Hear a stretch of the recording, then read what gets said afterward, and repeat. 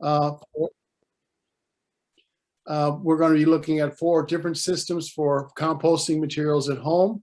And those are going to include turning and holding systems, mulching, and a wormery. And I've got to get out of here for just a second. Here. No, I can't.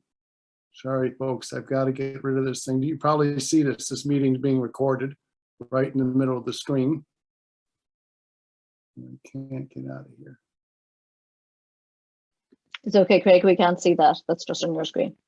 Okay, but then I can't see what I'm doing either. So, oh, sorry.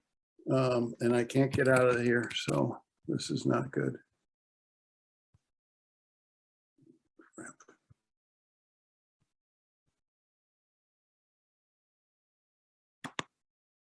Shoot.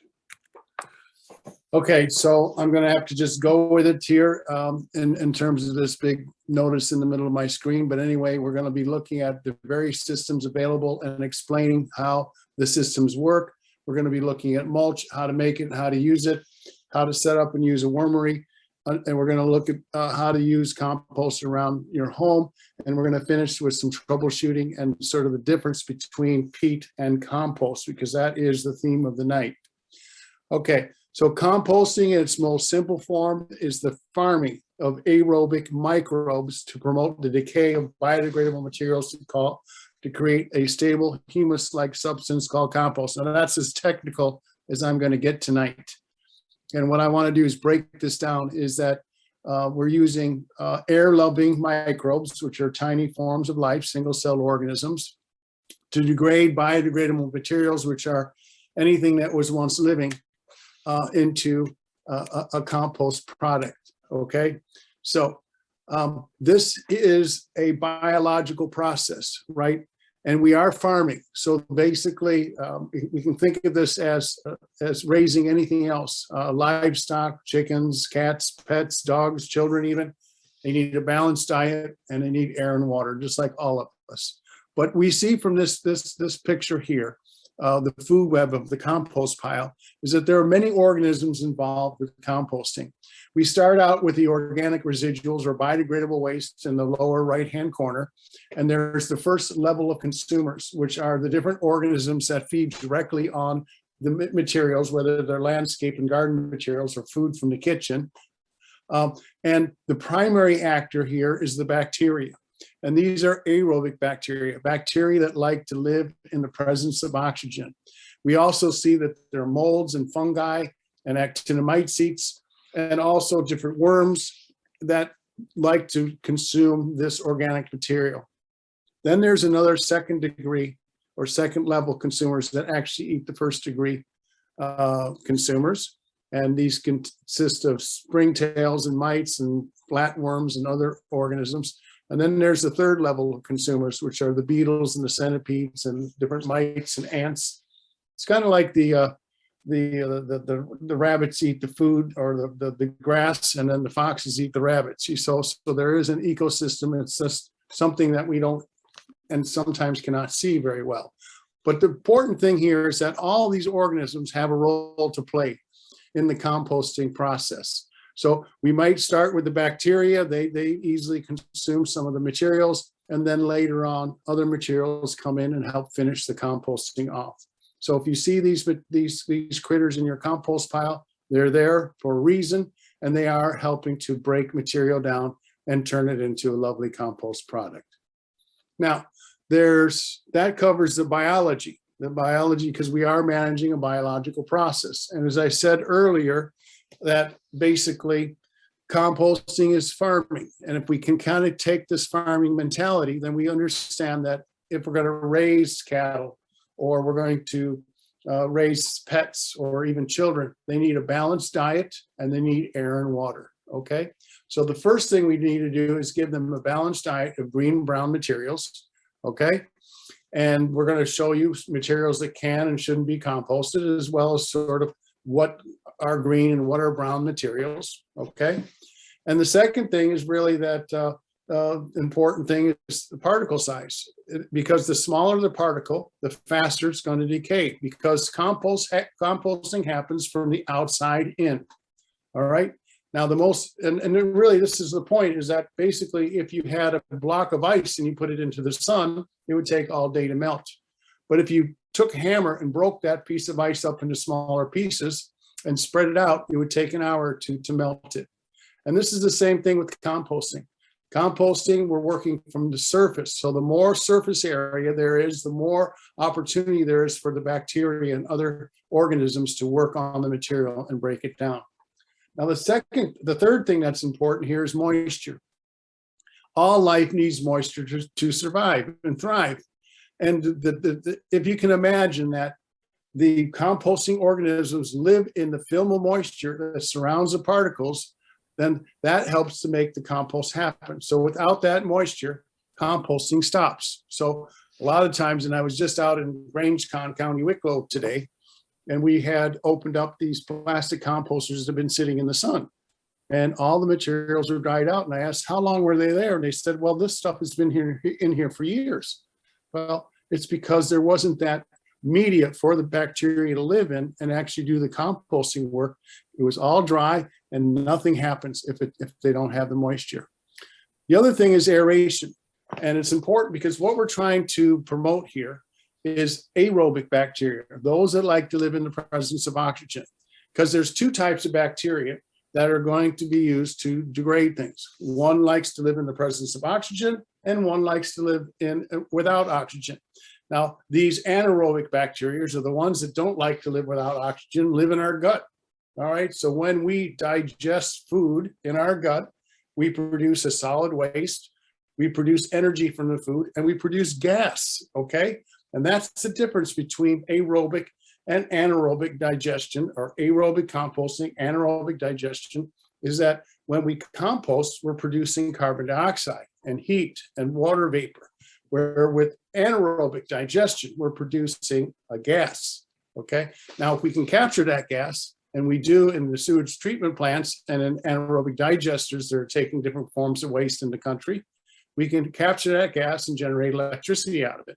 So it can be beneficial. But if we bury it in a landfill, that gas can escape into the atmosphere and contribute to global warming.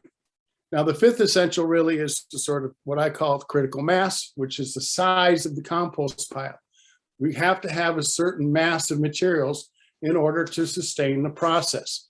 If your pile is too small or too flat, it could dry out in the summer or get too wet in the winter.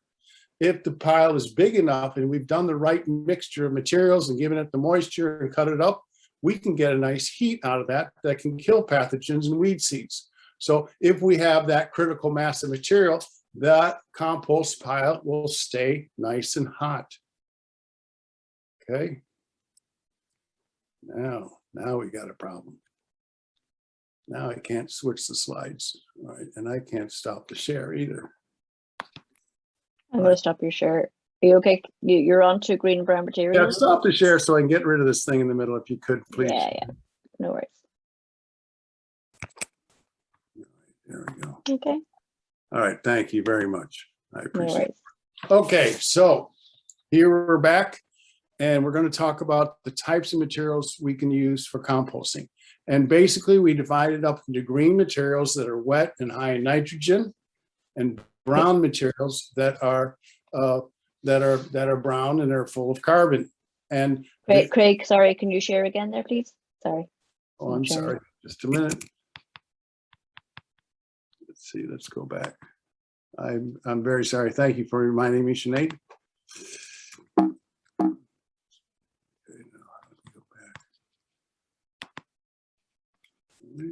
Okay.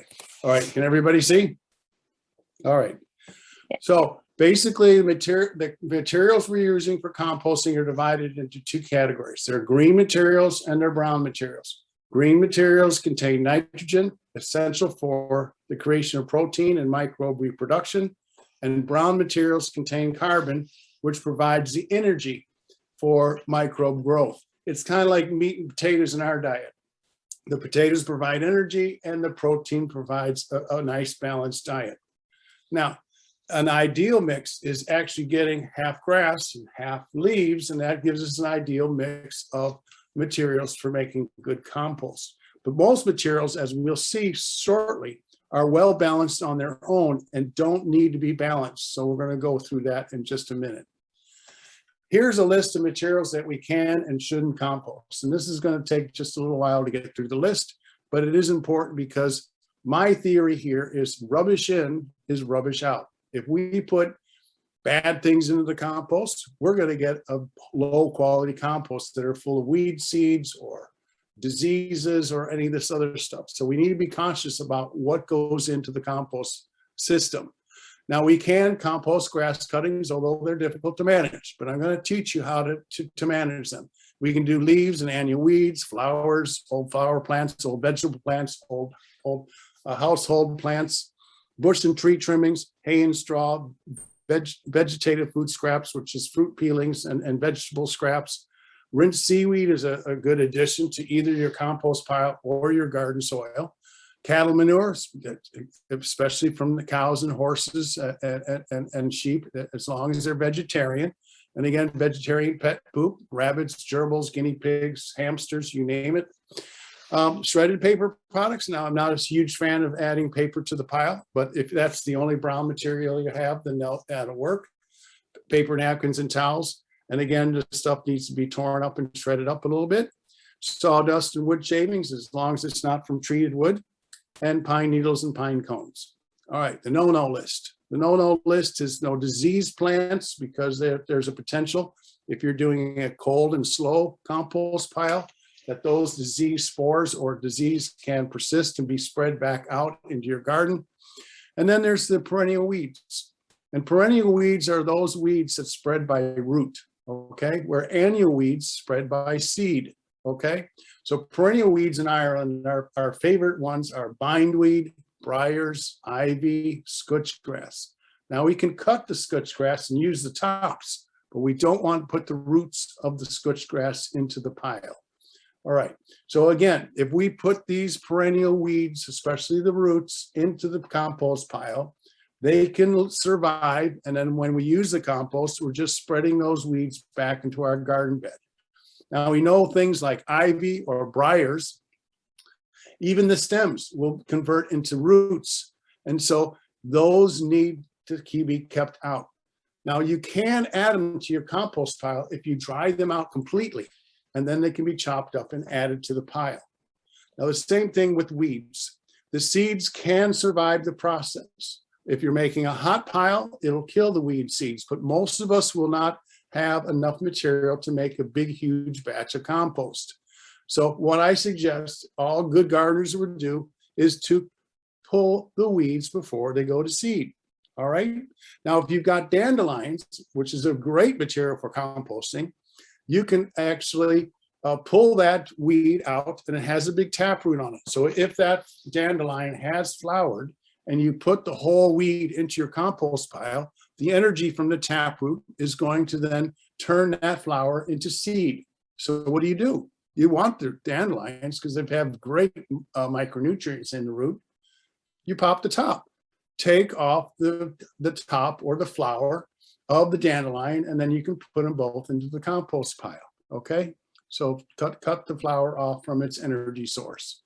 Now we can want to keep out the carnivore pet poop, which is the cat and the doggy do.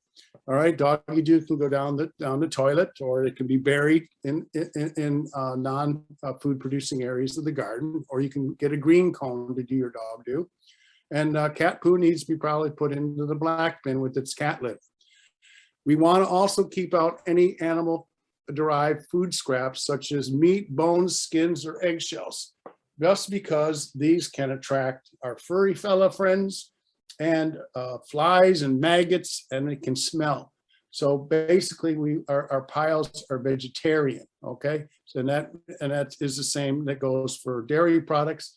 No grease or cooking oil. That'll kind of put a different coating onto the materials, and they won't break down. And lastly, but not least, is we don't want any ashes from the barbecue fireplace stove, especially coal ashes, which can have heavy metals. Now, the reason I don't like to put ashes in the compost pile is that it is very alkaline. All right, it'll upset the balance of the pH balance of the pile. The other reason I don't like ashes is that because they're so fine, they'll take up airspace in the pile and can suffocate the pile. Now, if you have a cupful, fine, no problem. Spread the ashes on the pile. But I don't want to see people adding buckets of ashes onto their compost. Now, if you have acidic soil and you want to remedy it, keep the ashes separate and then incorporate it directly into the soil. All right. So there are things to do and with your ashes. All right.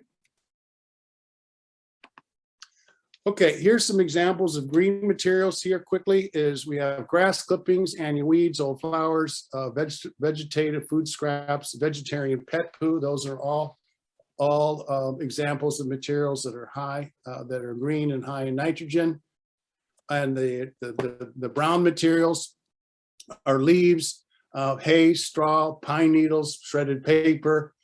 Anything that really looks brown is generally high in carbon, except there's always an exception to the rule here, is that dog doo and cow poo and all the other poos are brown, but they're high in nitrogen. So the trick is if it smells either fresh or as it decomposes, it's probably high in nitrogen. Just like when we try to compost grass all by itself, it can mat, get gooey, and get stinky. It's very high in nitrogen.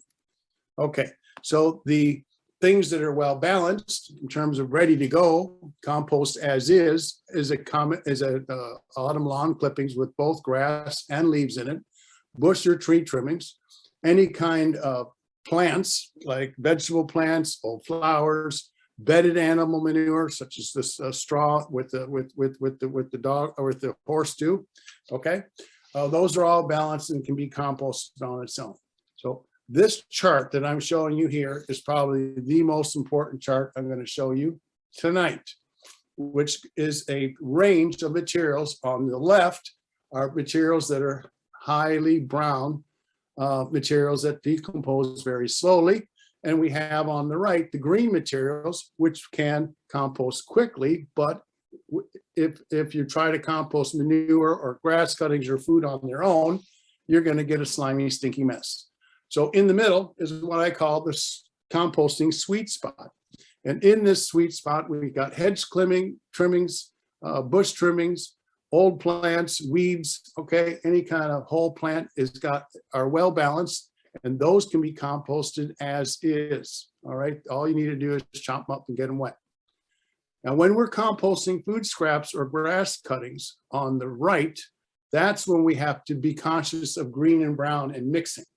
All right, so if we're going to do food scraps, we want to start our composter with some garden materials, and then we can add the food scraps and mix them in with the materials that are within the bin. Likewise, if we're doing grass cuttings, if we do them on their own, they're just going to get compressed, and they're going to get gooey, and they're going to get stinky.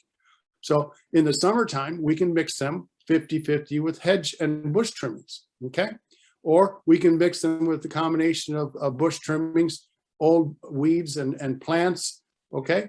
And so again, 50-50 or maybe 2/3 of those other materials and 1/3 grass cuttings, and then we can get that into the composter and it should go nice and make a good compost. But the other easy thing to do, if you are going to collect the grass cuttings, is to mix them 50-50 with leaves. So half grass, half leaves, and that gives you a lovely combination for making a perfect hot pile and lots of compost. But you're going to ask, and I'm going to answer later, how do we do that when the leaves come in the autumn and in the winter, and the grass cuttings come in the spring and the summer?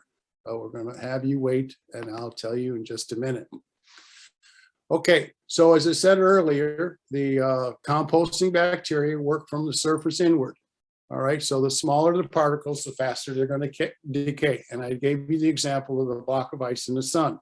So again, the more surface area we have, the faster the materials will decay, the faster we're going to make compost. We can do this by chopping things up by hand with pruning shears or secateurs, as you call them here. Or we can use a machete or a shovel and chop them up. There's these little electric shredders. That all can be used, or a lawnmower that can be used to cut things up. But I always say to people that composting starts when you garden. So as you garden, chop things up with your secateurs. That's one of my favorite composting tools, okay? And this is important because if you do your gardening for a whole weekend and you don't chop things up, all of a sudden you're up at Sunday dinner time and there's a big pile of unchopped up material. If you put that in the compost bin, there's going to be too much air and those materials are going to dry out. So the trick really is to chop things up into 6 to 8 inch pieces, okay? So we take that long bits of plant that are growing like a sunflower or maybe a tomato plant, right? And we're going to chop them up as we pull them out of the garden, and we can put them into a bucket or a plastic box or whatever you're using, all right, or a can, all right? So that's important. Okay, the next thing really, and this is what most people miss, is getting the moisture level right in the compost pile. As we can see in one of our trainings here in Limerick, is that we have a nice mix of materials and we're actually mixing and watering the materials before they go into the bin. So what I said to you before is that the composting organisms live in the film of moisture that surrounds each particle. So without that moisture, composting won't happen. So you want it wet as a wrung out sponge, wet to the touch. You want to see that the materials look wet and sheeny. You don't want to over soak it. And this is why I like to mix and water outside the compost bin, because any extra water will drain off the materials and into the ground. If the pile is wet or dry, and you go back to it and it's very dry, then you can always add water and mix the materials. Okay, so when the materials are being turned. Okay. This is probably the second most important picture I'm going to show you tonight, which shows you sort of the composting particles on a particle basis. And as we see 3 particles here, we see the film of moisture that surrounds each particle, and that's where the composting organisms or bacteria live. Without that film, there is no composting, okay? And if we put too much water in, or we put ashes in or whatever, it fills up the holes or spaces between the particles, and the system can go anaerobic, which means it excludes oxygen, and we start creating a little bit of an odor, okay? And it slows the whole process down. Now, aeration is, again, one of the main essentials of composting. And if we make a big batch all at once and it heats up, the air will get sucked into the pile. But also, if we use a variety of composting materials, such as stalks and plants and a little bit of twigs and other leaves and other things, this will create air spaces in the pile.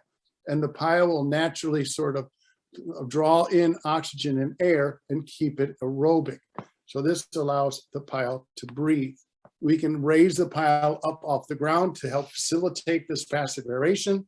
And we can also turn the pile to introduce air into a large pile. Now here we see a nice mixture of leaves with some grass in the autumn. Here we built a pile there, and then a week to 10 days later, the pile was turned into the next bay, and that helped to speed things up. Okay, so how do you know when the compost is finished? Well, we use our senses, because this doesn't have to be complicated. If it looks good, where you have a uniform dark color and you can no longer recognize the materials that went into the pile, it looks ready. If it smells good, in terms of having a nice earthy soil-like smell, and you don't smell ammonia or anything putrid or stinky, it smells ready. And if it's friable and loose, then it feels ready. So if it looks ready, smells good, and feels friable and breaks up, then the compost is ready. Okay? That's as easy as that. So the summary of our essentials tonight is a good mix of green and brown materials. Again, a lot of materials are well balanced as they are. If we're trying to do food or grass, then we need to mix the high nitrogen with the brown materials. We add moisture, make sure there's sufficient moisture. We make sure that the pile has good structure to promote aeration. We give it time. We're going to make compost. It's a very forgiving process. All right. So we're going to shift gears here, and we're going to start to talk about the different systems. And keep in mind the essentials as we go through these systems, because they apply to each and every one in a different way. All right. So the first two systems we're going to cover are for garden and landscape materials, and you can add food to them. The mulching is most appropriate for woody materials, such as large prunings that you get from trees or large bushes. And wormeries are very good at handling food from the kitchen. Again, vegetarian system here, folks. No meat or bones or fish skins, okay? And I'm going to talk about each and every one of these right now. The difference between the holding and the turning systems is that the holding systems are a cold and slow process. They're a continuous system where we add materials to the bin as we generate them in the garden. Whereas the turning systems is a hotter and faster compost where we can make compost in 6 to 12 weeks versus 6 to 24 months, okay? And we make a big batch all at once. It's like baking a cake. We mix the ingredients, put it in the pan, stick it in the oven, and voila, out comes the finished product. And here it's the same thing. We make a big batch all at once, we turn it from one bin to the next, and voila, within 8, 10, 12 weeks, we can make a lovely compost that we can use in the garden. All right. So the advantage of the holding units are they're the simplest and the least labor intensive. Now, I'm a lazy gardener and a lazy composter. So I like to use these holding systems. I make a pile, I let it sit, I let nature do its thing. Sometimes I'll add some worms to it because the worms will do the work for me, turning it and digesting the materials. And I just am patient and let the compost come. So for anything I generate in 1 year is compost for next year, okay? The bins are portable. They can move as where they're needed, so you can place them in different areas of the garden, especially if you have a large yard or a large little farm, or you can put them in places where you're generating the materials. And they're flexible because you can have one system or two or three, all right? And some of these systems, like the plastic units, are very good at excluding pests and retaining moisture. Some of the units have lids or covers to prevent rain from soaking the pile in the winter months. And so that's good. But as I said to you earlier in GrangeCon earlier today, the covered bins actually kept the water out and the bins dried out because they were sitting in the sun. Now, the disadvantages of the holding units are they're a slow method that usually takes 6 to 24 months, depending on the materials you're using. They're open piles and they can become too wet if uncovered, especially in the wet winter months that we have here in Ireland. And the cooler temperatures may not fully destroy weed seeds and plant diseases. So that is something, again, you got to be very conscious of what goes into the pile because you don't get the heat that you do in the turning system to kill weed seeds and diseases. Now, the most simple way of doing these holding systems is just to find a little piece of property and pile the stuff up. Okay, here's somebody doing a no-no. They're just doing grass clippings, but eventually that will turn into compost. Give it 3-4 years, and that will turn into a lovely compost. But we also can make bins, and the bins are only there to help organize and hold the materials in place. One of my favorite composters is roping 4 pallets together. Now, you can also use cable ties. It's a good way to keep it all tight. Another system here is using some sort of coated fencing, and this is sort of a pentagon shaped bin. We can use fencing and make a circle and make a leaf mold cage. These are ideal for leaf mold. Here's a system someone invented using little steel rods and then putting sort of pieces of wood that have holes drilled in them every other, so you get this nice little Lincoln log type effect. Okay, here's some homemade systems. One homemade system to the left here of just a compost box, all right, made of different stacks of layers of wood there. The one to the right is a system made by a company called Irish Timber Products in Westmead, and they're Athboy, and those are lovely. Made out of larch. It's a rot resistant wood. It lasts about 5-6 years. You can get fancy and make it out of 2x4s and hardware cloth. And you have a little hook and eye and hinges to sort of take it apart and reassemble it quickly. And there's many plastic bins available. And this one's made of recycled plastic, right? And then there's the ones that here that have been distributed by a lot of the councils from in Ireland. A nice large composter here that was distributed by a lot of the county councils back in the day. Now, they did pass these bins out, and people generally just took food from the kitchen and filled them up. And then they got a fly ranch and a stinky mess, and they wondered, how does this compost work? Well, you go back to the essentials and realize that you can't compost food on its own unless it goes into a wormery or something of that nature, which I'm going to explain later. Okay, so where do we put these bins? As I said to you earlier, if you put the bin in the sun, it's going to dry out, okay? And it's going to be more difficult to manage. It's also good if we can actually place the bin on soil so that some of the organisms from the soil can come up into the bin, like the worms and other insects that are helpful in breaking things down. You want to choose an area where you can easily get to it and add materials and get the compost out.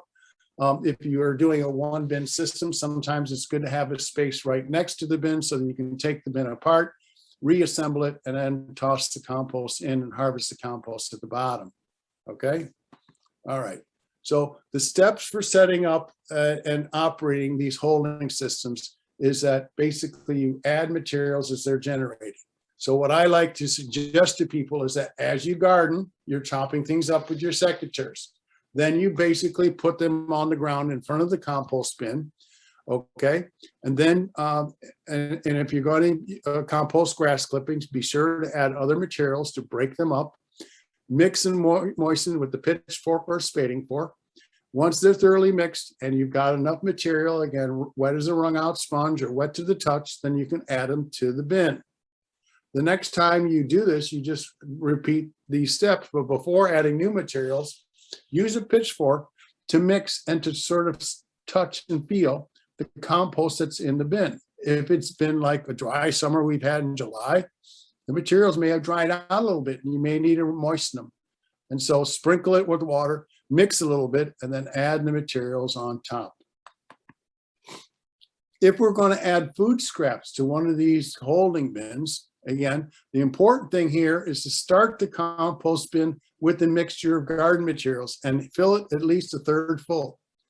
And then you garden, and then you will chop and mix and water the materials in front of the bin. And before you add it to the bin, you can get your kitchen caddy from the house and you can add it to the compost bin. So open the lid, add the food inside, right? Use your pitchfork or spading fork to mix the food in with the materials that are in the bin, okay? And then place the fresh, mixed, and moistened garden materials on top. The thing we want always do is to always bury the food within the materials in the compost bin. We want to bury the food in the soil, bury the food in the wormery, all right? This prevents odors, it keeps the flies down, and actually hides the materials from any sort of four-legged critters, okay? All right, here's what you all have been waiting for, is how do we compost grass cuttings?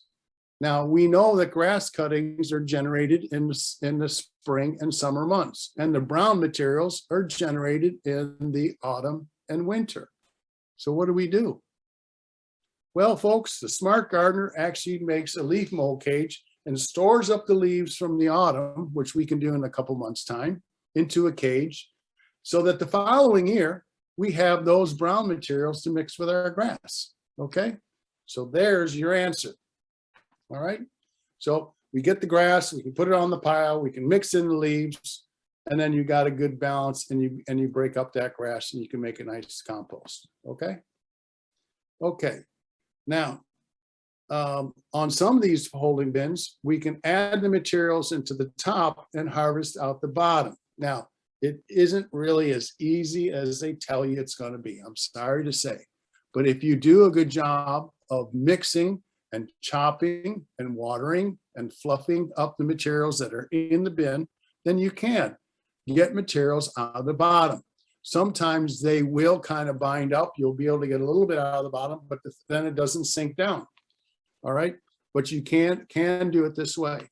Now, another way to harvest the bin is that, again, as you're adding materials to the bin, you'll see that the fresh stuff is up at the top and the finished stuff is down at the bottom. So how do you get the stuff out of there? Well, what I suggest is take the bin apart, you set it up in a location close by, and then you fork off the stuff from the top that's undecomposed until you get to the finished compost, which I told you, it looks good, smells good, feels good. That's how you can tell where it is. There will be compost at the bottom of that pile. And this is a good way then to restart your compost so that you can, if you wanted to, you can add food on into it because you've got some materials already in the bin. Now, in some cases, if it takes you 1 to 4 months to fill the holding unit, it's not going to be ready because it takes almost a year to make compost in one of these holding systems. So if you're filling the bin in 1 to 4 months, you're going to need another bin so that you can fill the one bin, let it compost while you're filling the other, and then probably by the time you finish filling up the second bin, you let them sit over winter, and then in the springtime, you're ready to harvest the materials out of the first bin and fill it up again, okay? Okay, so what are ways that we can speed up the composting using the holding bins? Because this is the most common system used in Ireland, are these holding bins. As I said earlier, if we chop things up, we have more surface area, it's easier to mix and get them moist, and that's going to help make things go a little faster. So mixing and moistening the materials before placing them in the bin is a good way to get things rolling. Make sure that you have adequate moisture levels, so don't let it dry out. And also make sure that it doesn't get too wet. So these plastic bins with the cover are a good way to keep the moisture out of the compost in the winter months. We can always put a piece of plywood over the pallet bin. We can put carpet or a plastic tarp over any open pile in the winter months to keep the extra moisture out. All right. So those are all good ways to control the moisture.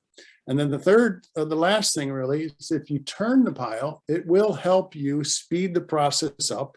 And by turning the pile, we have an opportunity to see how the entire pile is doing.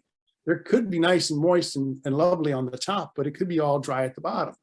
So if we turn the pile, we have an opportunity to add moisture when it's a little dry. Now, if you turn the pile once in a garden season, that's going to help. That's going to really help to sort of produce a better quality compost and get it to go faster so it's ready to go next year. Okay? But folks, you don't need to turn it. All right, so the message is you don't have to turn the compost to make compost. It's just going to take longer, okay? All right, here's a little quickie on leaf mold. This is the most simple way to make compost. We can gather leaves in a big cage or a pallet bin or just stack them up in a pile. The trick with leaf mold is to stack the leaves up when they're wet, okay? So in those months, again, late October, November, it is rainy here in Ireland and we will have wet leaves. So instead of collecting dry leaves and then going through all the labor of mixing and watering them, pick them up when they're wet and then just throw them into the bin. You can do this in late October, fill the bin up. It will sink down in a couple weeks time. And then at the end of the leaf season, which is in late November, early December, you can top up the bin with more leaves and then you let it sit for 2 years. Okay. Now, you can use the leaf mold in 1 year's time as a mulch, okay? And then the mulch I'm going to explain is anything you put on the surface of the soil. In 2 years' time, you're going to get a lovely, weed-free, beautiful compost. So if you have the patience, wait 2 years to produce a lovely compost.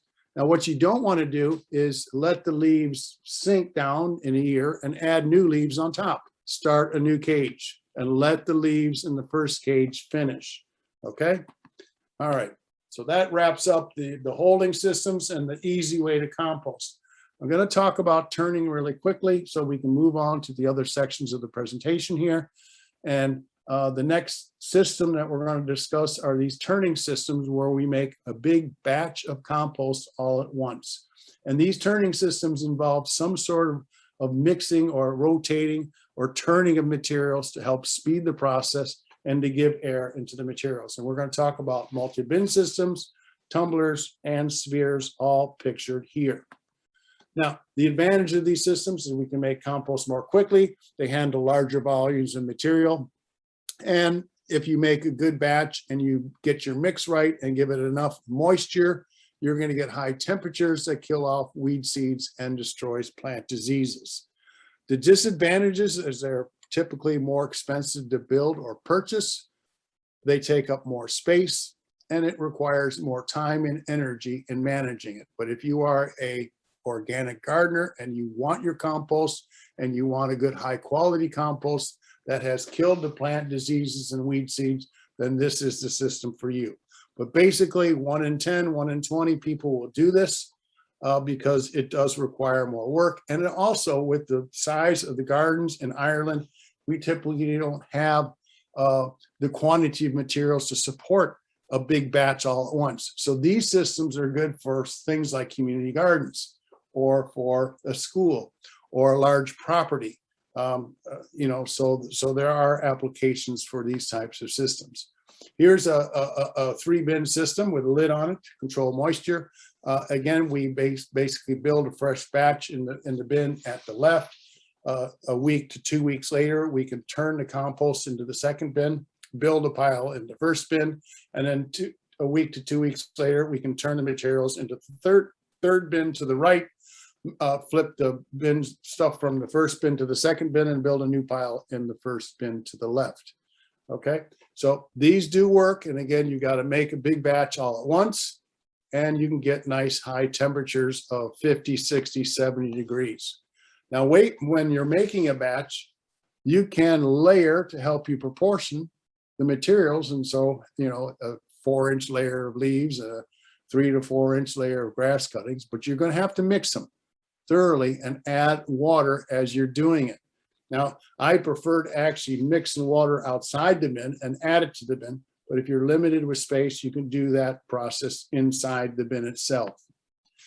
Now, as I said, another way, as I just said, is to mix and water the materials in front of the bin and then place it into a compost system after you've mixed and watered things.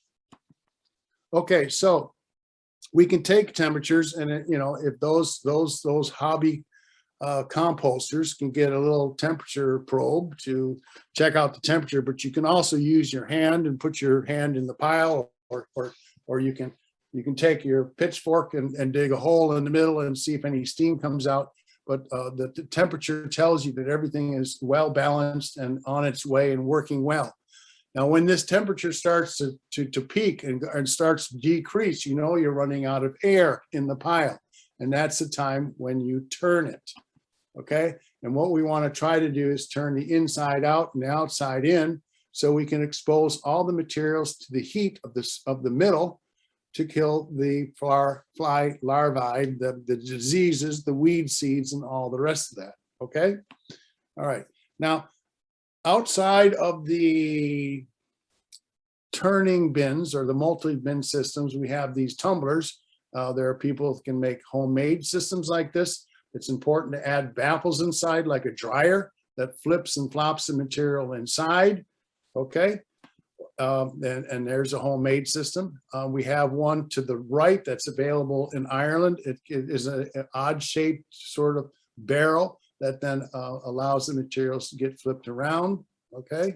So those can work well. But the trick with these systems is you're going to leave it into that into the barrel for a week or two, and then you're going to have to take it out and let it sit in a pile and cure and finish, all right?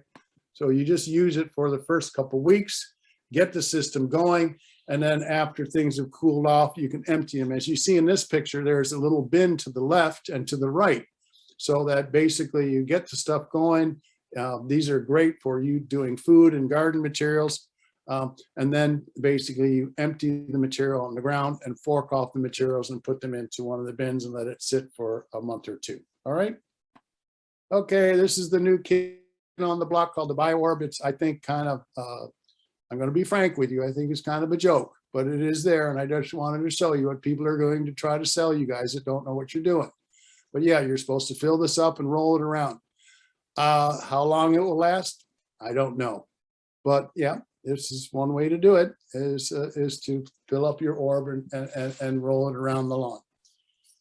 but it's just for fun there, folks.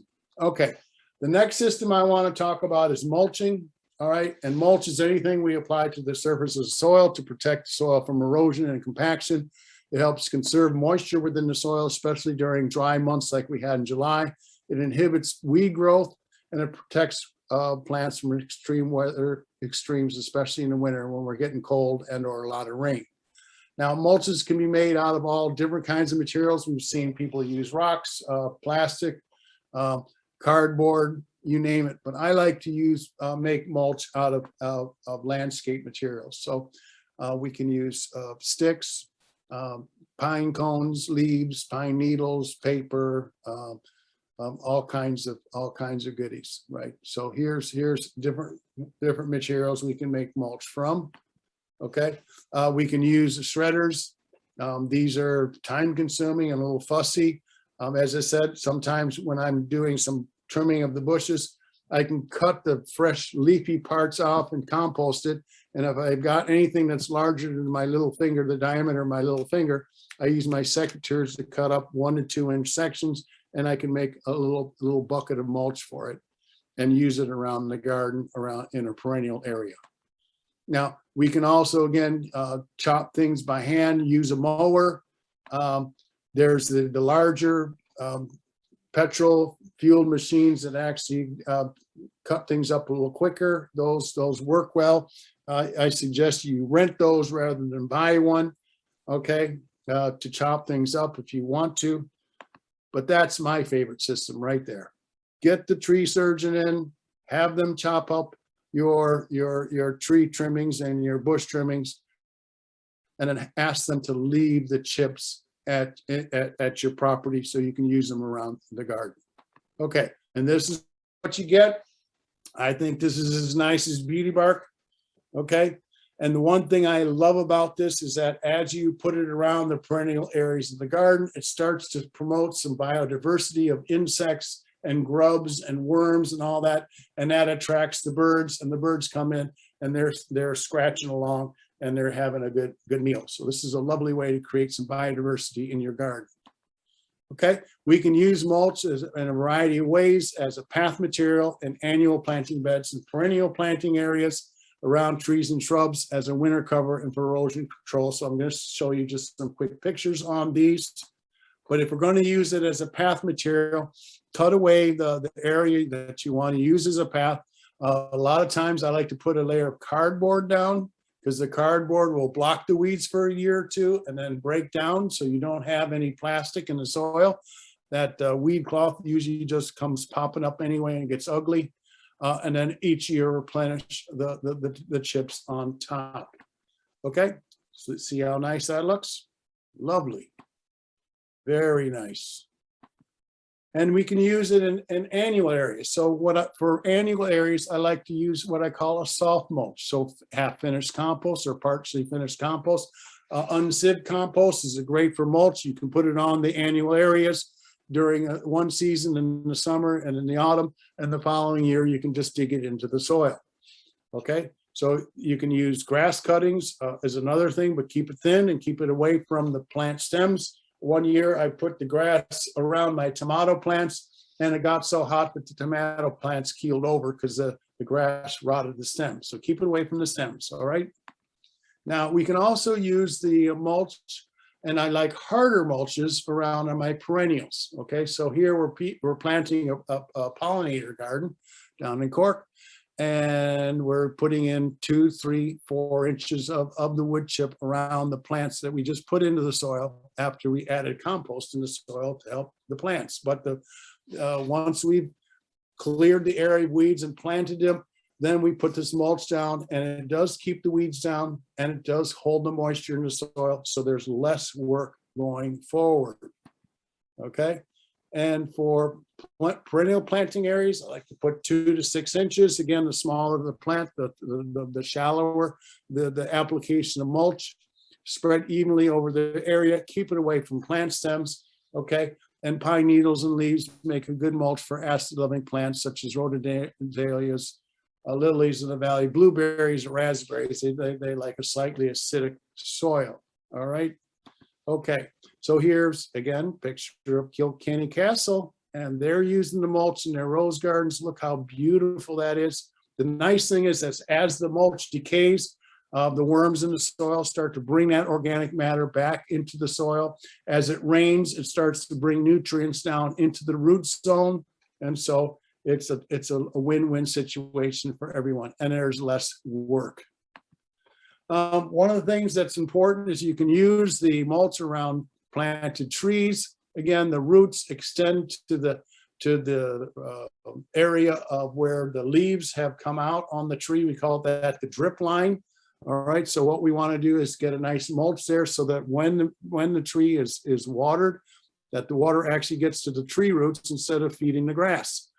This also keeps the grass away from the roots as well, so that any nutrients from the mulch then can go down into the roots and be absorbed by the tree. A lot of times people plant trees and then all of a sudden there's just weeds or grass that surrounds the area and it's competing with the tree for those essential moisture and nutrients. So get the mulch out there. It's a good way to promote healthy tree growth. And the one thing here in Ireland, I have a hard time understanding because I work with a lot of allotments. As I go to the allotment, they're great at gardening, great community, lots of crack. But then in the wintertime, everybody goes home and they leave their beds bare. They maybe pulled the plants out, but they leave it bare. And then the next spring they come along and their beds are full of weeds. And there's a lot of work. And then there's a lot of good soil that's being taken with the weeds when they weed it. And it's a lot of work. So why not cover your beds over winter with a good thick layer of leaves or a nice layer of hay, as you can see here. And then the following spring, all you do is just rake that hay up, add it to the compost pile, and voila, you're just about ready to plant. So it's a good little trick using that. And again, the mulch can be used on slopes to stabilize the soil, to keep it from being eroded. Again, same application that I talked to you before, and does help us establish these plants on a sloping surface. Okay, that takes care of mulching, folks. And now what we're going to do is talk about wormeries. Okay, so what type of food is suitable for home composting? Due to potential problems, odors, and pests, we only recommend vegetable or plant-based food scraps to be composted at home. So all the things you see on the left, vegetable trimmings, fruit peels, spoiled fruit, coffee grounds, tea bags, any kind of bread, pasta, crackers, cakes, cooked cereal, what have you. And it can be cooked or uncooked. The dividing line for us isn't cooked or uncooked. It's between plant-derived materials and animal-derived materials. So there are no fish or meat of any kind cooked raw or anything. No fat, no bones, no skin, no guts, no cooking oils or grease or dairy products, eggshells, eggs, soups, sauces with meat or fish. Okay, folks, we are looking at a vegetarian diet. All right, that's what it looks like, and that's what we can compost easily at home without any problems. Now I'm going to get questioned on eggshells, so I'm ready for that later. What we can do is collect this material in the kitchen. And I think the important thing is actually to have a cover for your collection bin so that you prevent the flies from laying eggs into your food scraps that then you can put in either to your wormery or your compost bin. So keep it covered, and then you can take it out and feed the worms or feed a larger bucket for adding to your wormery or your compost bin. Now, worms are nature's best composters. All right, folks, I have a picture there of a worm with some of their egg casings, all right, their cocoons. All right, and the important thing to know here, there's two things. One is there's really two types of worms. There are worms that live in the soil. Those are the night crawlers, or the big grayer type worms that like to live in the soil. And as they eat the soil, or it passes through their gut, the grinding of the minerals in their gut breaks open any of the single-celled organisms or mold or any of the other critters that are in the soil, and that's how they get their food. The other type of worms that I'm most interested in are called red worms, and they like to live on the surface, and they're surface feeders, and they don't live in the soil. They live above the soil. So they live in the grassy area on top, in cow piles. They live in leaf mold piles. They live in compost bins. All right. And the second thing that's most important is that both worms, the earthworm or the redworm, they breathe through their skin. All right. So we need to maintain a dark and moist environment for them to thrive and survive. But worms are, once you get your wormery set up, this is the best way to make the richest, most beautiful compost you can imagine. The worm castings, which is just worm doo-doo, is an aphrodisiac for plants. They absolutely go crazy for it. So it is, as you know, a field that's rich in earthworms also is very fertile. It does create good drainage. The worm dew is magical for your plants, and you don't need a lot of it, but it is a great compost. Now you can get these stackable systems to the right here. They're a little fussy, and they do they can get too wet because the top has holes on it, which allows it to breathe, but also allows rain in. I prefer the compost boxes that you can do as a wormery, and we're going to show you how to set that up right now. Basically, what you want to do is you want to create a bedding material for the wormery, okay? And that can be a mix of leaves and shredded paper, all right? And the leaves provide nutrients and the paper hold moisture. But we're going to need to shred it up. We're going to need to soak it, okay? And then we can add it to the bin. And once we have the bin filled with bedding, then we can start to add the food scraps. All right. All right. So once you get the wormery established, then you can start adding a trench of food scraps every week like this. And you basically dig a trench, you add the food scraps, mix it with the materials that are underneath, and then you cover over with the bedding you remove to the left. Okay. Now I like to put a layer of newspaper on top because if the paper is wet when you open the bin, the bedding is wet enough. If the paper dries out, then the bedding is too dry and you're going to need to get a watering can and give it a little water. Okay, so that covers wormeries. And if anyone's interested in a flyer to set up a wormery, let Sinead know and I can send out a specific flyer for the wormeries that gives you more information. Now we're wrapping it up here. I got about 5 more minutes or so. And we're going to go over what kind of bin system is most appropriate for you at home. And it really depends on the type of material you have. If you've got a lot of woody materials, you're going to want to chop things up and use it as a mulch. If you've got a lot of grass, I would encourage you to consider grass cycling, where you cut the grass and leave it on the lawn. All the golf courses and parks and public areas are cutting and leaving the grass. Now, the trick here with grass cycling is not to let the grass grow too long, because if the grass gets too high, it grows stem, and stem doesn't degrade as quickly as leaf. So let the grass grow 4 to 5 inches and cut off an inch, inch and a half, and just let it compost in place. If you got a lot of leaves, leaf mold cages. As I said to you earlier, very easy, simple way to make a lovely weed-free compost. If you've got a mix of materials, then a compost system, a holding system probably would be the best system for you.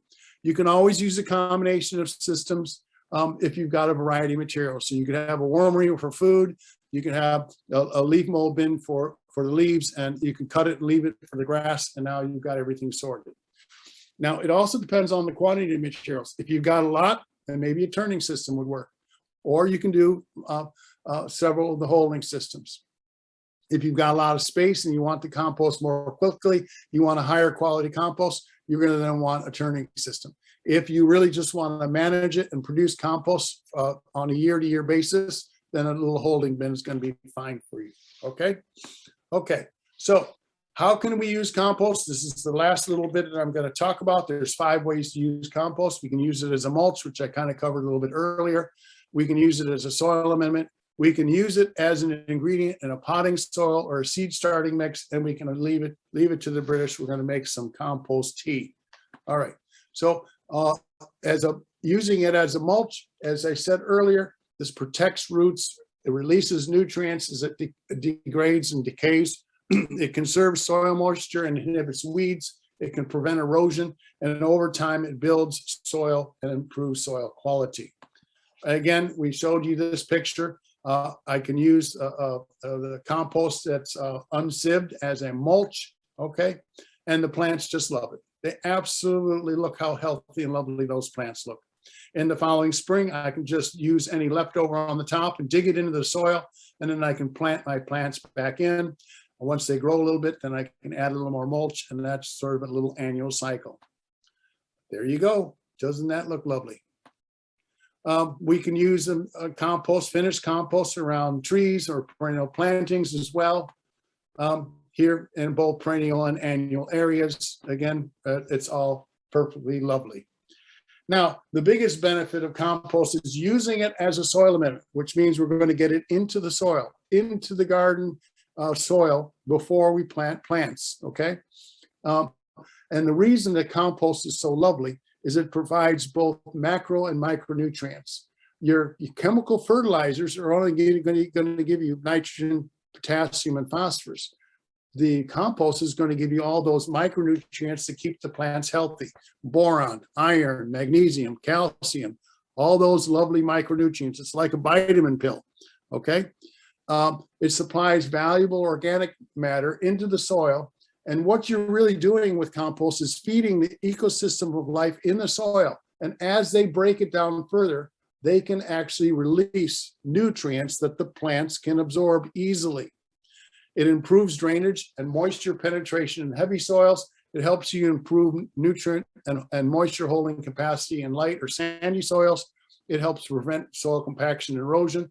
It buffers the soil's acidity so that you get improved nutrient availability. This is just a fancy way of saying that if your soil is pH neutral or a little higher, the nutrients move more easily from the soil into plant roots. All right. It increases crop yields and it helps suppress plant diseases because your plants are getting a nice diet of nutrients, both macro and micronutrients. So the compost is magic.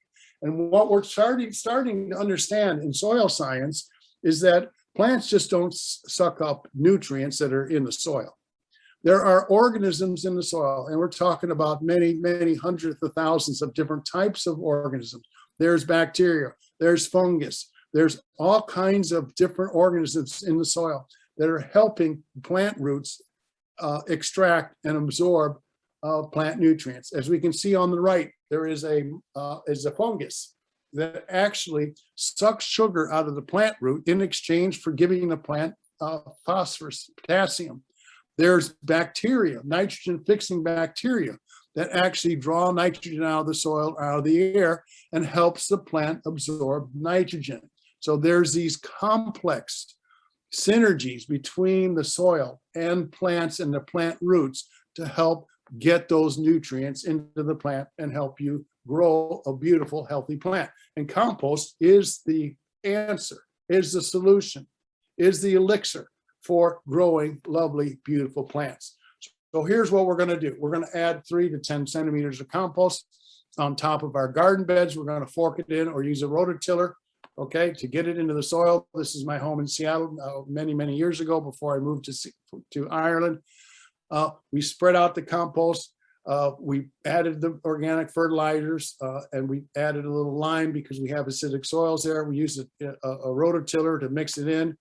We spread the seeds, raked it in, watered it, and I tell you, that grass was good for 10 years without even any fertilizing. It was absolutely gorgeous. The compost made it all happen. We can add compost to soil before we put sod on it and use the compost between the pieces of sod to fill in the holes so it actually establishes more quickly. The compost holds the moisture near the surface of the soil so the roots go in quicker. Okay, we can use compost as a way to plant trees and shrubs, dig the hole, add the compost into the hole, mix it with the soil inside, then mix the compost into the soil that's been taken out of the hole, and then cover up your roots and you finish your planting. Now, this is magical stuff. As you can see, compost works wonders, and it is a tonic. It is an elixir. It is everything that the soil needs. So the bottom line here, folks, is healthy soil equals healthy plants. And compost is the foundation for building healthy soil. All right, let's go quickly now to potting soils and seed starting mixes. You want to sieve the compost, okay? That's very important for both seed starting mixes and potting soils. For potting soil, we're going to use 2/3 garden soil and 1/3 compost, okay? Lovely, this picture is down in Limerick. The Limerick Park System uses compost with their soil, makes these beautiful plants they put around the city, okay? Here again in Limerick, they're using compost as a seed starting mix, half compost, sieved of course, half sand, all right? And then compost tea. We can do nettle tea, comfrey tea, compost tea, manure tea. Basically, you get a sack, you put the compost or the nettles or the manure or the compost in it, you soak it for 2 to 3 days, and then you get the water out of the barrel, and then you use it to irrigate the plants. Now, folks, you don't drink this tea. This is a tea for plants, okay?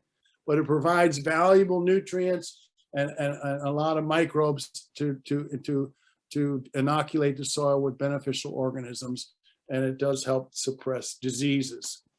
All right, now we're coming down to the last slides here. I promised that before, but I'm serious now.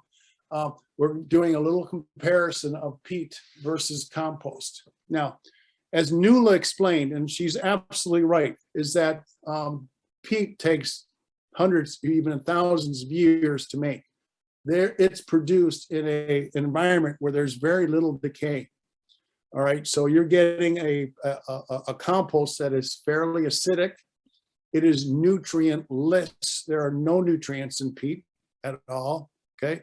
There's no life in it because it's been basically living in water, all right? And it does hold water well. It does have high organic matter, which if your soil's short on organic matter, it does help in that regard, okay? But it also is high in carbon. So when you add the peat to the soil, it draws nitrogen from the soil to break down. So it's actually competing with your plants for that essential nutrient. Compost is different. Compost contains 1 to 2% nitrogen, phosphorus, potassium, but also has all those micronutrients that are essential for healthy plant growth and disease suppression. Compost is pH neutral, which helps to the nutrient availability within the soil. As I said earlier, if the pH is neutral or higher, then it's more easy for the nutrients to move from the soil into the plant root. Peat is acidic. It's going to inhibit that transfer, okay? Now, compost also is full of life. All the microbes, all the fungus, all the lovely soil organisms and life. It invigorates the ecosystem in the soil. It's also low in carbon, so that when the compost further breaks down, that nitrogen is available for uptake by plants, okay? And it does hold moisture, not as well as the peat, but it does hold moisture in terms of moisture holding capacity.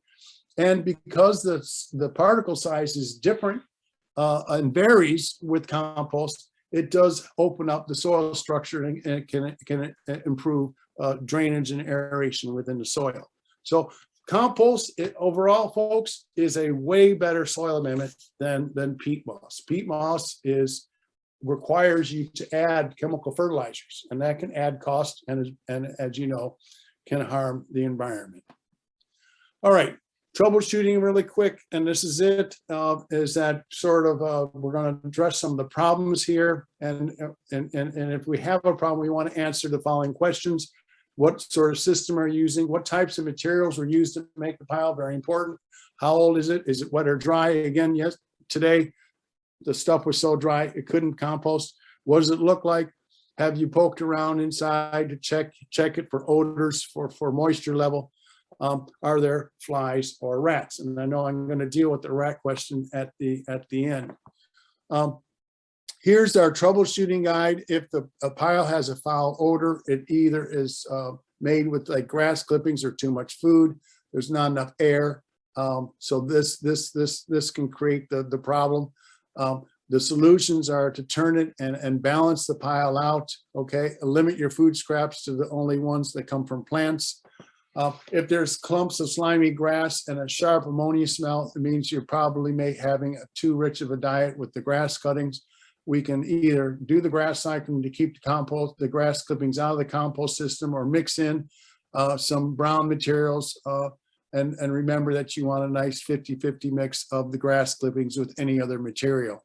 If the pile is too dry, it's not going to do anything. What we did today in GrangeCon is we brought all 5 contents from these bins, and we mixed and watered them, and then just placed it all back into one bin and got it, and we'll let it sit and compost over the winter.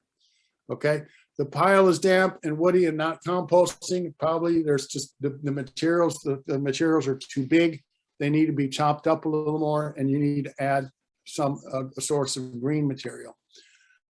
If there is a swarm of flies that greet you when you open the lid, well, probably means you're doing a little dump and run, which is you're opening the lid, dumping your food scraps in on the top, and holding your nose and putting the lid back on top.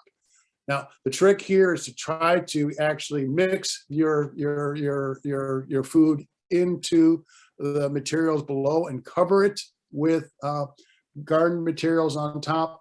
You need to bury that food scraps or cover the pile with wet newspaper or a plastic sheet just to keep the flies at bay.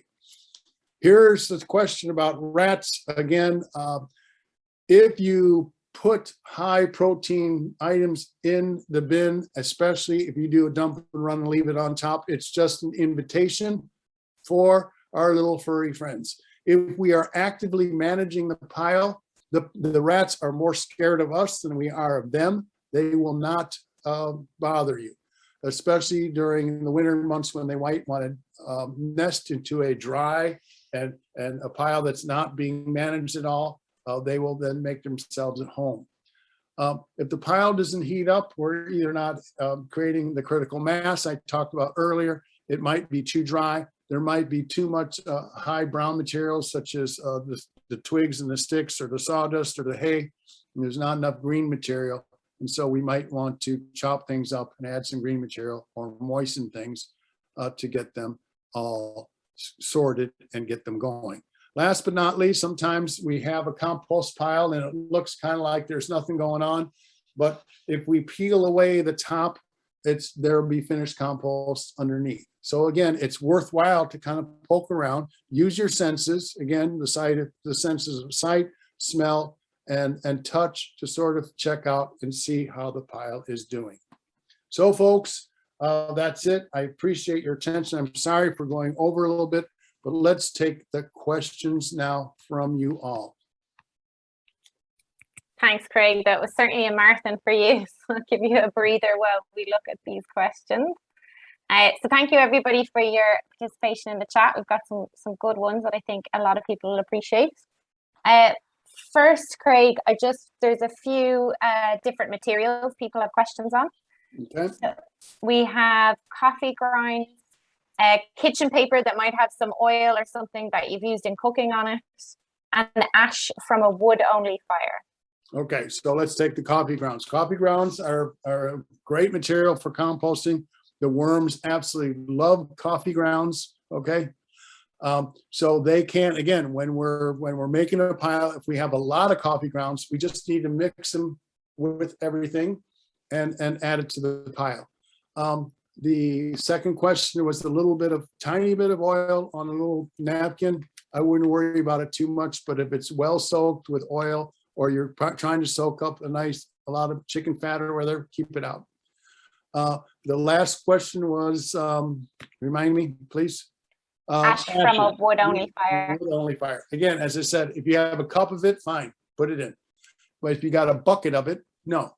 Keep it separate. Keep it in your garage or in a storage area, and then you can use it directly on the soil when it's time for mixing in compost and adding it directly to the soil, especially if your soil is acidic. If your soil is alkaline, then you're not going to want to add the wood ash to your soil. So do a little simple soil test and see where the acidity level is of the soil. Great. Somebody also asked about the plastic bin they have that has a huge population of red worms. Okay. And they said, are there any tips for separating the worms from the compost so they can put them back in the bin? Okay. Very good question. I'd say congratulations first. Where there are red worms in your composter, you're doing something right, and the compost is going to be a lovely quality. So that's number one. Number two, how do we separate the worms from the compost?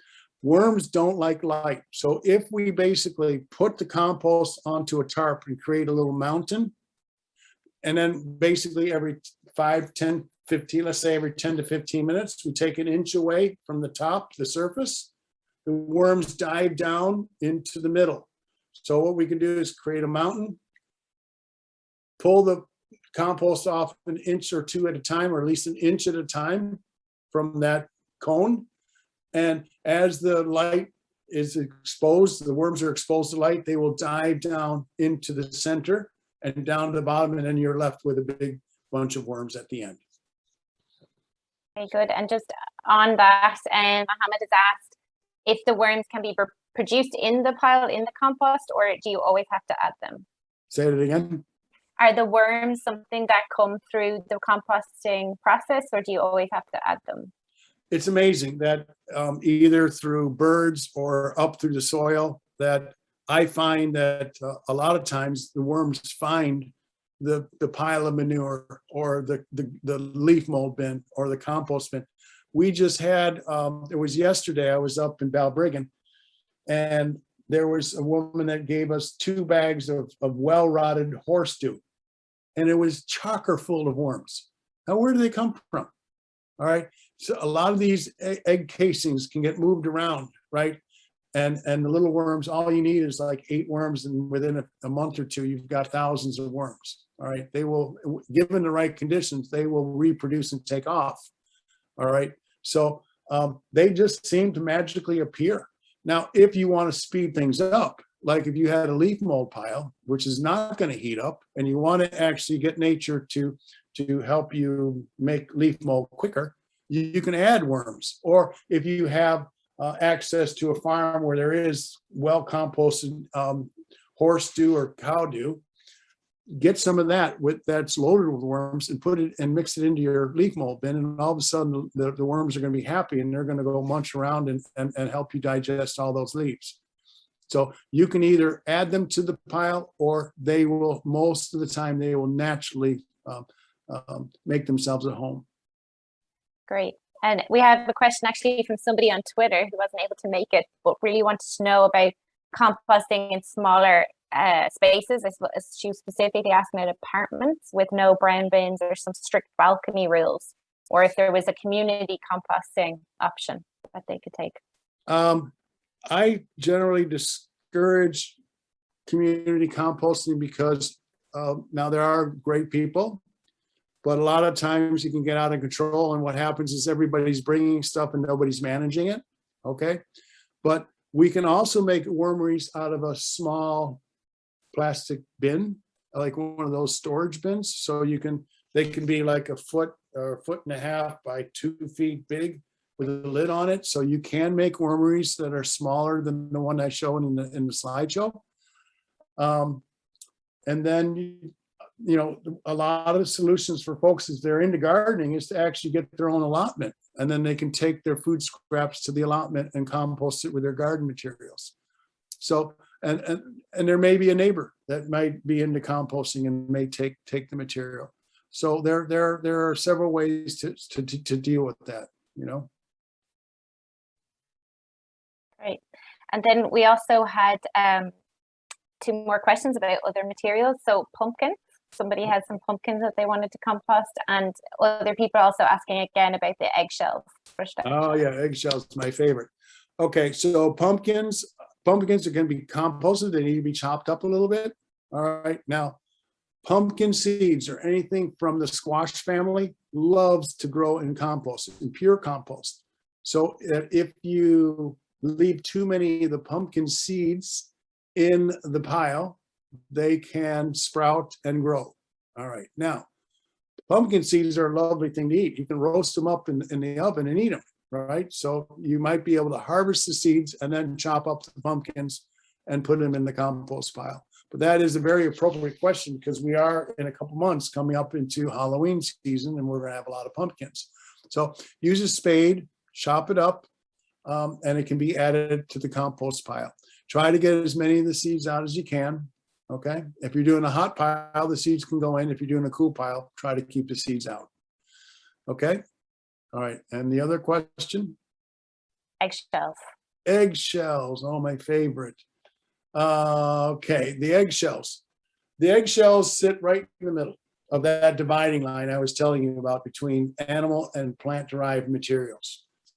And so a lot of people do put eggshells in. And again, when I was at GrangeCon today, there was a compost bin where somebody was adding food scraps to one of the bins, and there was a lot of eggshells, and they don't break down. They will be there at the end of the process.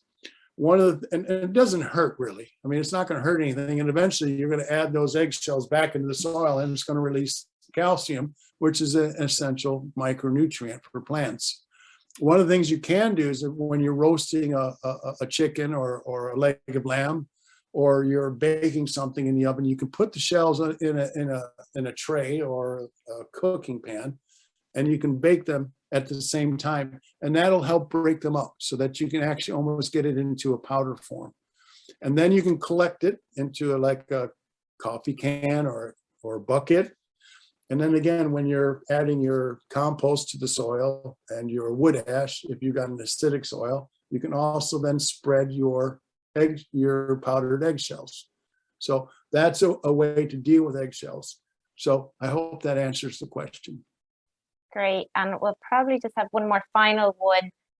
Something I think a lot of people probably have this issue. How do you rectify a bad compost bin with lots of flies? Okay, a fly issue. All right, the first thing to do is the flies are there because you're probably just dumping food waste on the top. Okay, so again, if we put food out in nature, something in nature will reproduce and come and get it. So if we're going to put out peanut butter and we're going to put out nice meats and bones and skins and stuff, the rats are going to be attracted and they're going to be digging around and going for it, or dogs or cats or whatever.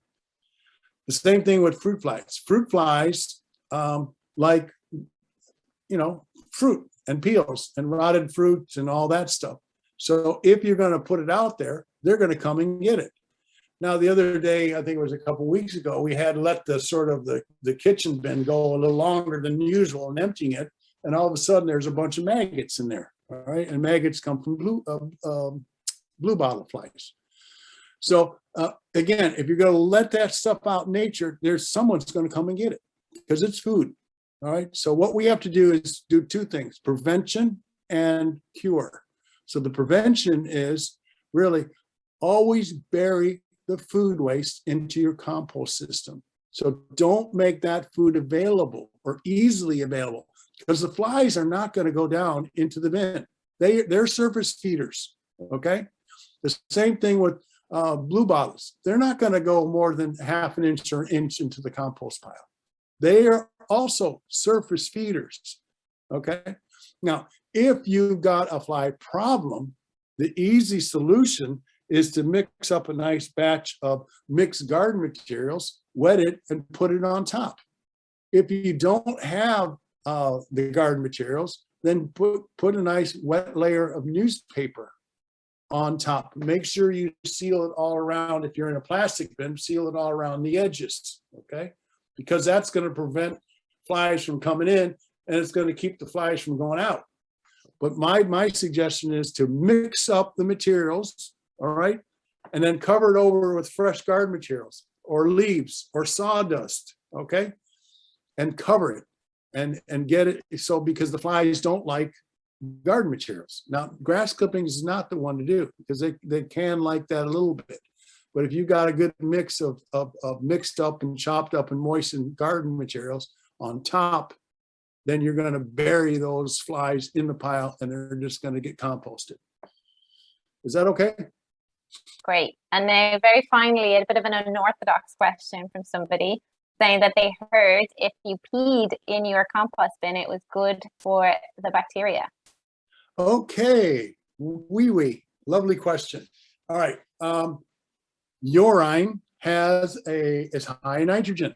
Okay, so if you're going to go wee on a grass pile, not so good, because you're adding nitrogen to nitrogen. It's just going to make that situation worse. But if you've got a leaf mold pile, hey, go for it. It's going to help the leaves break down quicker. Or you have a pile that has a good mix of materials and it's a little dry, the wee-wee's going to help. Okay, so no worries about that. I mean, there are a lot of folks that are into working with nature, and it is a resource that we can use to water the pile. If your pile is real dry, dilute it a little bit so you can moisten the pile and add a little wee-wee at the same time. So that's not a worry at all. Brilliant. Thank you so much, Craig, for that really comprehensive workshop. I think everyone has a spinning head now trying to figure out what their next steps are, their home composting. So it's very inspiring. And so we're going to close very shortly. We're just going to hand over to our CEO in Antashka, Gary, who's going to launch today and I suppose give us a sneak peek of the brilliant Compost for Nature guide, which will also help you on your composting journeys. So Gary, if you want to hop on there. Okay, good evening, everybody. Hope you enjoyed this evening. I'm delighted this evening to share with you the launch of a brand new Compost for Nature guide and give you a sneak peek. The new guide is packed full of practical information on how to compost and why it's so important to avoid buying peat moss being sold as compost and to protect our peatlands. This guide is part of Antashka's Grow With Us campaign to encourage more people to grow and compost for nature. For many people, gardening and growing have been vital for minding health and well-being during the isolating, challenging times of this pandemic. People are also becoming more aware and concerned about extreme weather, events, biodiversity loss due to climate change. Growing and composting are practical actions for people to do their bit for biodiversity and nature. It also gives people a chance to connect more and be mindful of their consumption and waste. We're very thankful for the collaboration with Composting Ireland, Craig Benton, Nuala Madigan, the artist Barry Reynolds, for his beautiful work, and of course, our funders, the Department of Housing, Local Government and Heritage, who funded this publication through the Peatlands Community Engagement Scheme. We're also grateful to the Heritage Council for funding the dissemination of the guide and our Grow With Us campaign this week during National Heritage Week and beyond. The guide will be fully available from tomorrow morning on our website and on social media channels. Finally, Antashka is a membership organisation. Our advocacy work relies on the financial support of our members. We simply couldn't do the work without our members. We welcome all new members to join and support our work. Get involved in our committees and be part of our community that cares deeply about nature, heritage, and sustainability. Thank you. Great, thank you, Gary. So as you can see there on the slideshow, the very beautiful artwork by Barry Reynolds, the illustrator of the guide, and it's packed full of information, not just about composting, but the importance of avoiding peat moss in our gardening and horticulture. And so, like Gary said, that'll be available tomorrow on the website and it will be shared across our social media channels. But we'll make sure to email all of you that have been at the event today so you get the first look. So thank you everybody for your participation, and I hope it's been very useful for you and will inspire you, I suppose, to keep composting or spread the word to all your family and friends, because all those individual actions, they really do make a difference. So take care and have a good evening.